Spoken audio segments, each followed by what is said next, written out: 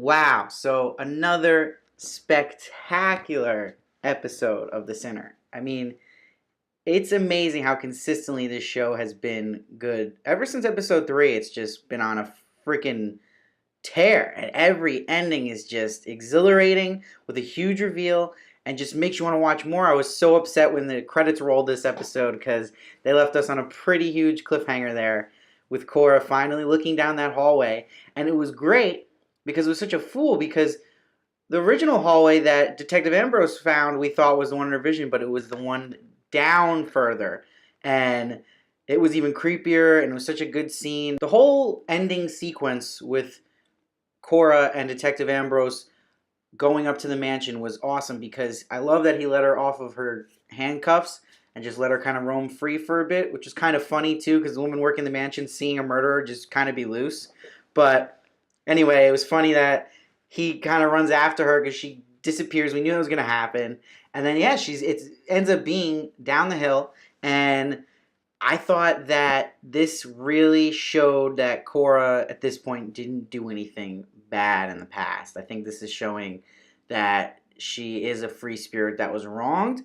And I love the dialogue leading up to the scene where Bill Pullman and Jessica Biel are in the car together at her old house. And he's like, hey, everyone assumes everyone has the same start in life, but that's not always the case. And it also hints that he relates to her because he probably had some screwed up childhood like she did. And speaking of Cora's childhood, I love the storyline going on with her and her sister this whole season. And this episode especially for me because you really start to see the sickness affect her sister and how she's dealing with Cora growing up now and becoming a woman and falling in love with a guy. And that's that classic story. You don't want to lose someone, one of your best friends, or in this case, your sister, or someone you love.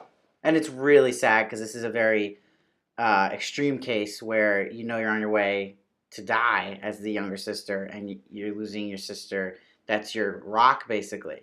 And that scene with them in the bed together, Cora and the little sister, and she's like, show me how he kissed. And then USA went there and went down below. And then he went downtown, and I want to know what everyone thought about that scene. Please comment below with your thoughts. Was it too much? Is it weird? Is it technically incest? Is it because it's your sister, it's okay that she's about to die, or letting her experience that? Was there something strange how the sister reacted? Maybe how Cora ended up doing it? What are your thoughts on that? Please let me know. I'm torn. I think it's acceptable because, again, this girl's about to die. Cora's just looking out for her to give her that before she goes away. I thought the weird part was maybe the sister liked it a little too much, but it makes it a little weird, but what can you do? Please let me know what you thought about that. And then Detective Ambrose, really hard to watch a scene with his wife where he's basically not leaving the property. He's just watering plants when it's raining, which was hysterical. But you feel terrible for the guy, and he just can't, it seems like a sex addiction he can't control, or some kind of fetish addiction to this, it seems like former prostitute we find out in the beginning, because she mentions the paying part, and at some point that he wasn't paying her, now I guess he's paying her again, and now he lost her, and that was like his little thing he was feeding off of, but almost brought him back to his wife in a sense of really wanted to try one more time, but she was over it, and that just drove him nuts. So it was really sad to watch, but it's so awesome how they're connecting Detective Ambrose and Cora's character, all the suffering they're going through and have gone through, and how they both find so much in common with each other. And the last thing I wanted to address was that shocking beginning too, where JD is dead. So that, to me, shows you clearly he's just a pawn in this whole story here. And he's the kind of distracting thing we're seeing in Cora's flashbacks. Probably not a good guy. He was very manipulative, we learned in this episode. But he's probably not the be-all, end-all bad guy here. That's going to be a big twist. And the preview for next week got me so amped. There's only 2 episodes left.